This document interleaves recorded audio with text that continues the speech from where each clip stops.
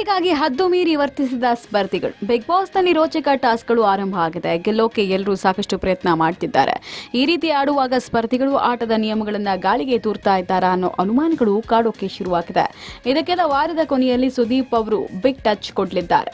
ಅಲ್ಲಿವರೆಗೂ ಸ್ಪರ್ಧಿಗಳು ಆಟ ಹೇಗೆ ಆಡಿದ್ದಾರೆ ಅಂತ ಯಾರಿಗೂ ಗೊತ್ತಾಗಲ್ಲ. ಸರಣಿ ಟಾಸ್ಕ್ಗಳು ಬಿಗ್ ಬಾಸ್ ಮನೆಯಲ್ಲಿ ನಡೀತಾ ಇದ್ದು, ಕ್ಯಾಪ್ಟನ್ ರಜತ್ ಅವರು ತಾವು ಗೆಲ್ಲೋದ್ರ ಜೊತೆಗೆ ಸ್ಪರ್ಧಿಗಳ ಜೊತೆ ಎಚ್ಚರಿಕೆಯಿಂದ ಆಡಬೇಕಾಗಿದೆ.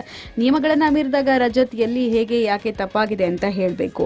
ಆದ್ರೆ ಈ ರೀತಿ ಹೇಳೋಕೆ ರಜತ್ ಮುಂದಾದಾಗ ಸ್ಪರ್ಧಿಗಳು ಯಾರೂ ಮಾತು ಕೇಳ್ತಾ ಇಲ್ಲ. ಹೀಗಾಗಿ ರಜತ್ ನಾಯಕನಾದ್ರೂ ಕೆಲ ಸನ್ನಿವೇಶದಲ್ಲಿ ಸುಮ್ಮನೆ ಇರಬೇಕಾಗಿದೆ.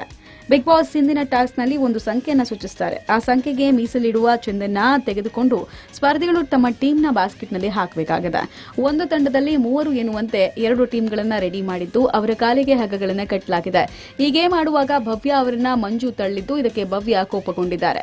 ಮೂಗಿಗೆ ಭವ್ಯ ಹೊಡೆದಿರೋದಕ್ಕೆ ಮಂಜು ಪ್ರಶ್ನೆ ಮಾಡಿದ್ದಕ್ಕೆ ಬೇರೆಯವರಿಗೆ ಹೇಳೋದಕ್ಕೆ ಮುಂಚೆ ನೀವು ಮೊದಲು ಕರೆಕ್ಟಾಗಿ ಆಟ ಆಡಿ ಅಂತ ಗಟ್ಟಿ ಧ್ವನಿಯಲ್ಲೇ ಭವ್ಯ ಹೇಳಿದ್ದಾರೆ. ಇದಕ್ಕೆ ಮಂಜು, ನನಗೆ ಜ್ಞಾನ ಇದೆ ರಜತ್ ತಂದಿದ್ದಾರೆ.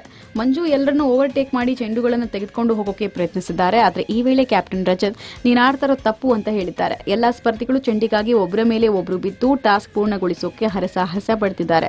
ಆದರೆ ಈ ಟಾಸ್ಕ್ನಲ್ಲಿ ಚೆನ್ನಾಗಿ ಆಡಿದವರಿಗೆ ಫೈನಲ್ ಟಿಕೆಟ್ ಕನ್ಫರ್ಮ್ ಆಗುತ್ತೆ. ಹೀಗಾಗಿ ಎಲ್ಲರೂ ಸಂಬಂಧಗಳನ್ನ ಪಕ್ಕಕ್ಕಿಟ್ಟು ಗೆಲುವೊಂದನ್ನೇ ಮುಂದೆ ನೋಡಬೇಕಾಗಿದೆ. Digital desk, public news.